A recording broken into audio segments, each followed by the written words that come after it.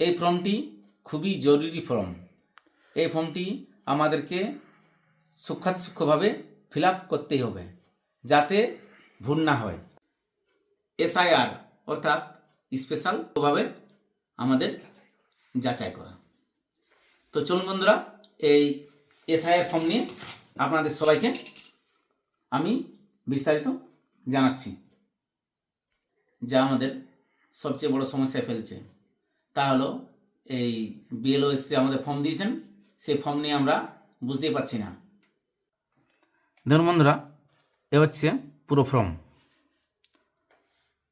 তাহলে এই ফর্মটা বিষয়ে আমরা আপনাদেরকে জানাচ্ছি, পুঙ্খানুপুঙ্খভাবে দেখাচ্ছি। দেখুন, যে নির্বাচক তার অলরেডি নাম দেওয়া আছে, যেমন এখানে আমার নাম দেওয়া আছে, তার সাথে সাথে আমার সিরিয়াল নাম্বার দেওয়া আছে, সাথে সাথে পরের ঘরটাতে দেখুন কিউআর কোড যেটা অলরেডি থাকে ভোটার কার্ডে। তারপর দেখুন ফটো দেওয়া আছে, এরপরে আমাদের লেখা আছে এখানে সাম্প্রতিক ফটো ছাটুন। তাহলে আমাদের নতুন একটি রঙিন ফটো এখানে ছাড়তে হবে। তাহলে বন্ধু এটা ক্লিয়ার। এরপর চলে আসুন পরের কলামে, জন্ম তারিখ দেওয়া আছে। তো বন্ধুরা দেখুন, জন্ম তারিখ যা আমাদের হয়, তারিখ, মাস, বছর তা লিখতে হবে। তবে বন্ধুরা অবশ্যই খেয়াল করবেন, এটা আমরা কালো অথবা ব্লু কালির কলমে করব, অন্য কোনো কলমে আমরা করব নাই, কালো অথবা ব্লু। চলুন তাহলে জন্ম তারিখ আমরা নিজে নিজে লিখলাম। আবার আধার নাম্বার দিয়েছেন, তাহলে যিনি নির্বাচক তার আধার নাম্বার এখানে লাগবে। আবার এখানে ঐচ্ছিক দিয়েছে, যদি আধার নাম্বার থাকে দিতে পারেন, না থাকে দিতে পারেন নাই। এরপরে মোবাইল নাম্বার, অবশ্যই আমাদের এই কলমে মোবাইল নাম্বার দেওয়া জরুরি। তারপরে দেওয়া আছে পিতা বা অভিভাবকের নাম, পিতা অর্থাৎ বাবার নাম, অথবা বাবা না থাকলে মায়ের নাম। আবার মাও যদি না থাকে তাহলে ধরুন দাদুর নাম অথবা ঠাকুমার নাম। আবার ধরুন যদি কারো স্বামী থাকে তো স্বামীর নাম, অথবা স্ত্রী থাকে স্ত্রীর নাম। এইভাবে এই অভিভাবকের নামটাই আসবে আপনাদের, যার যেটা প্রয়োজন তাকে সেটা লাগবে। চলুন এরপরে ঠিক পিতা বা অভিভাবকের এপিক নাম্বার, অর্থাৎ তার ভোটার কার্ডের নাম্বারটি লাগবে। দাদু হলে দাদুর, মায়ের হলে মায়ের, অথবা যদি স্বামী বা স্ত্রী থাকে তার। এরপরে ধরুন মায়ের নাম, অর্থাৎ যেহেতু এটা আমার কার্ড অতএব আমার মায়ের নাম লাগবে, সেরকম যে নির্বাচক তার মায়ের নাম এখানে দিতে হবে। এরপরে মায়ের আপনার লাগবে ভোটার কার্ডের নাম্বার, এপিক নাম্বার যদি থাকে তাহলে। এখানে আবার একটা প্রশ্ন আছে বন্ধুরা, যদি কারো মা বাবা মারা যায় ধরিলেন, সেক্ষেত্রে যদি তার ভোটার কার্ড নাম্বার থাকে তাহলে দিবেন, যদি না থাকে দিবেন নাই। সেজন্য এখানে লেখা আছে যদি থাকে। তাহলে বন্ধু এই কলমটা ক্লিয়ার। এরপরে পরের কলমে চলুন, স্বামী বা স্ত্রীর নাম যদি থাকে, তাহলে বন্ধুরা যদি যে ছেলে বা মেয়ে তার স্বামী থাকে অবশ্যই তার স্বামী দিবেন, মেয়ে থাকলে তার স্ত্রী থাকে তার অবশ্যই স্ত্রীর নাম দেবেন। সেইভাবে স্বামী বা স্ত্রীর ধরুন ইটা লাগবে, ভোটার কার্ডের নাম্বারটা লাগবে এখানে। চলুন বন্ধুরা এত তো ক্লিয়ার। এরপরে ধরুন পরের কলমে আমরা যাই, যেটা আমাদের প্রত্যেকেই সংশয় হচ্ছে যে আমরা কী করবো কি না করবো। তাই দেখুন লেখা এখানে আছে, সর্বশেষ এসআইআর এ নির্বাচক তালিকার দ্বারা নির্বাচকের বিবরণ। তো বন্ধুরা আমরা প্রথমে জানি আমাদের শেষ যে তালিকা হয়েছিল তা হয়েছিল 2002-2003, যে তালিকা আমাদের অনলাইনে অ্যাভেলেবেল আছে, অথবা আমাদের যিনি বিএলও এসেছিলেন বাড়িতে অবশ্যই তার কাছে আপনি ওটা পাবেন। তাহলে ঘাবড়াবার কোনো কারণ নেই বন্ধুরা। যদি 2002-এ আমাদের নাম উঠেছিল সেই পিরিয়ডে যিনি নির্বাচক তার নাম ধরুন উঠে থাকে, তাহলে এই ফর্মটা ফিল আপ হবে। আর যদি 2002-এ ধরুন নাম ছিল না, তাহলে এই ফর্মটা ফিল আপ হবে। এই ঘরটা দেখুন ভালো করে ডিটেলসে। তাহলে ধরুন কারো নাম দেখুন বন্ধুরা, যদি 2002-এ নির্বাচক তালিকায় যদি নাম থাকে তাহলে অবশ্যই এই ফর্মটা ফিল আপ আমরা করব। আর যদি 2002-এ নির্বাচক তালিকায় নাম না থাকে তাহলে আমাদেরকে অবশ্যই ডান সাইডের কোণের যে ফর্মটা দেখুন তাকান, এটাতে আমাদেরকে ফিল আপ করতে হবে, এটা আমাদেরকে ছেড়ে দিতে হবে। তো চলুন ধরুন আমার 2002-এ আমার নাম আছে, অতএব আমি আমারটা করি।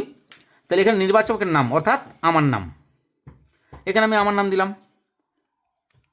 এবারে আমার দিলাম এপিক নাম্বার, মানে ভোটার কার্ডের নাম্বারটি। এখানে ধরুন এবার আবার লেখা আছে আত্মীয়ের নাম, অর্থাৎ 2002-এ ভোটার কার্ডে আমার যে আত্মীয়ের নাম ছিল সরাসরি সেটা আমাকে দিতে হবে, যা আমাদের ওই 2002-এর যে লিস্ট আছে লিস্টে কিন্তু অ্যাভেলেবেল আছে। তাই এখানে আত্মীয়ের নাম দিতে হবে, বাবার নাম, মায়ের নাম, অথবা দাদুর নাম, ঠাকুমার নাম, স্বামী বা স্ত্রী, এভাবে আত্মীয়ের নামটা কিন্তু দিতে হবে। আবার আত্মীয়ের নামের সাথে সাথে দেখুন সম্পর্ক নিচে লেখা আছে, অর্থাৎ সম্পর্কে সেটা লিখতে হবে। ধরুন যদি আমি বাবার নাম লিখি এখানে, তাহলে এখানে সম্পর্কে আমি বাবা মা লিখব। যদি মায়ের নাম লিখি ধরুন, তাহলে মা লিখব। ঠাকুমা যদি লিখি এখানে ঠাকুমার নাম দিই, তাহলে অবশ্যই ঠাকুমা লিখব নিচে। স্বামী দিলে এখানে অবশ্যই স্বামীর নাম। হ্যাঁ, চলুন বন্ধুরা, তাহলে ভালো করে দেখুন। এখানে কিন্তু একটা সবচেয়ে বেশি মানুষের মধ্যে আমাদের গড়বড় তৈরি হচ্ছে, যে আমরা কার নাম দিই। যদি বাবা থাকে অবশ্যই বাবার নাম দিবেন। চলুন, এরপরে জেলা আছে, লিস্ট আছে, সেই লিস্টে যে নাম আছে সে নাম দিবেন। যদি বাবার নাম থাকে অবশ্যই বাবার নাম দিবেন, মায়ের নাম থাকে মায়ের নাম দিবেন, মানে যা থাকবে তাই। যদি কারো স্বামীর নাম থাকে অবশ্যই স্বামী দিবেন মহিলা হলে। আর যদি কোনো ধরুন পুরুষেরই মানে মা বাবা থাকে না, ঠাকুমা বা থাকে, দাদু থাকে ধরুন, তাহলে উনার নাম দিতে হবে। তেমনই সম্পর্ক কিন্তু ওখানে লিখতে হবে। তাহলে বন্ধুরা এতক্ষণ বুঝতে পারছেন। তবে এখানে একটা সবচেয়ে বড় কথা আছে, যে যদি ধরুন 2002-এর লিস্টে যা নাম আছে এবং আমাদের বর্তমান নাম আমরা সংশোধন করেছি, তাহলে পুরাতন নামে যদি বানান ভুল থাকে অবশ্যই আপনাকে বানান ভুলেই নাম্বার কিন্তু লিখতে হবে। কোনো কারণবশতই আমরা ভাবি যে নতুন আমরা বানান আমাদের ঠিক আছে ওটাই আমরা লিখবো, আমাদের কিন্তু লেখা যাবে নাই। 2002-এ যা বানান আছে, যা অক্ষর আছে, আপনাকে সরাসরি সেটা লিখতে হবে, কোনো মতে কিন্তু অন্যথা করা যাবে নাই। তাহলে ঠিক আছে, চলুন এবার চলে যায় নিচের লাইন। তাহলে জেলা তো আমরা অবশ্যই জেলার নাম লিখব, রাজ্যের নামও দিব। আবার দেখুন যেমন বিধানসভা ক্ষেত্রের নাম, অনেক ক্ষেত্রে অনেক জায়গার কিন্তু বিধানসভা চেঞ্জ হয়েছে পরবর্তী স্টেজে। তাহলে 2002-এ যা বিধানসভা ছিল সেই বিধানসভার নামই লিখতে হবে। এই জন্য বন্ধুরা আমি প্রত্যেককে বলছি 2002-এ যা ছিল তাই লিখবেন, অন্যথা কিন্তু ফর্মটা ভুল হবে। চলুন, আবার বিধানসভা ক্ষেত্রের নম্বরটা অবশ্যই আছে, অংশ নম্বর আছে, ক্রমিক সংখ্যা আছে। তাহলে বন্ধুরা ক্লিয়ার। নেক্সট ধরুন যে বাচ্চাগুলো ধরুন 2002-এ পরে কিন্তু আপনার ভোটার কার্ড হয়েছে, তাহলে তারা অবশ্যই তাদের নাম দেবে। তাহলে তাদের এই ফর্মটা ছেড়ে এই যে ডান পাশে যে আপনার ধরুন কোণের যে ফর্মটা এটা তারা ভরবে। তো এখানে লেখা আছে নাম, সম্পর্ক। তাহলে এই সম্পর্ক কিন্তু সবচেয়ে বড় সাংঘাতিক, মানে সম্পর্কটা কার এ নিয়ে কিন্তু আমাদের বর্তমান নির্বাচন কমিশন সম্পর্কে কিছু বলে নাই। অতএব আমাদের যিনি বিএলও আছেন বিএলওকে জিজ্ঞেস করে লিখতে হবে যে কার সঙ্গে কার সম্পর্ক। দেখুন এখানে উপরে লেখা আছে আত্মীয়ের বিবরণ, যার নাম পূর্ববর্তী কলামে সর্বশেষ এসআর দেওয়া আছে। অতএব এখানে আমাদেরকে দিতে হবে নামের জায়গায় প্রথমে যে আমরা যার নাম দিছি, অতএব বাবার নাম, দাদুর নাম, ঠাকুমার নাম, স্বামী বা স্ত্রীর নাম। তাইলে এইখানে যদি আত্মীয় নাম দিতে হয় তাহলে তার বাবা, মা, দাদু, ঠাকুমা, এইভাবে আমাদেরকে দিতে হবে। কোনো মতে কিন্তু এই কলমে আমরা অনেকেই ভুল করছি। আবার এই কলমে দেখুন প্রথম কলমে আমরা যে নির্বাচক তার নাম লিখে দিচ্ছি, কিন্তু এইটা আমাদের করা যাবে নাই। এইটা আমাদের লিখতে হবে যে আমাদের আত্মীয়, মানে এই যিনি নির্বাচক আছেন, ধরুন এখানে আমি আছি, তাহলে এখানে আমার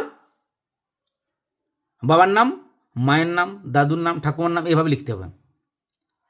এবার ধরুন কোনো যেমন মহিলা যদি থাকে, ধরুন যেটা আমাদের ডিস্টার্ব হচ্ছে অনেকেরই, ধরুন কোনো মহিলা এখানে নির্বাচক আছে, তাহলে ধরুন তার ফর্মটাতে লিখতে হবে এখানে তার অবশ্যই বাবার নাম,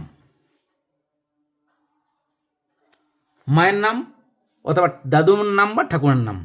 তাহলে এইখানে তার ওনার দিতে হবে, যদি ওনার বাবার নাম ধরুন এখানে দিলাম, তাহলে এখানে দিতে হবে ওনার বাবার ভোটার কার্ডের নাম্বারটা।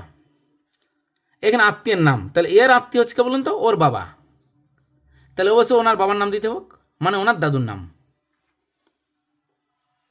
চলুন এরপরে ধরুন সম্পর্ক, তাহলে সম্পর্কটা অবশ্যই বিএলওকে জেনে নিয়ে লিখতে হবে। সম্পর্কটা কার সঙ্গে?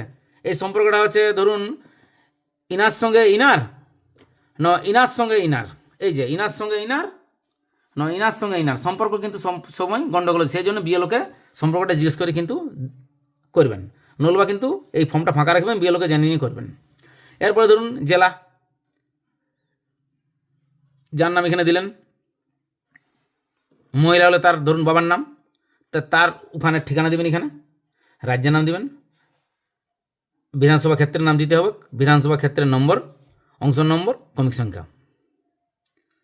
এরপর বন্ধুরা এখানে যেটা আছে একটু বড় কথা, যার নাম আছে নির্বাচক তার তো এখানে সই করলে হচ্ছে।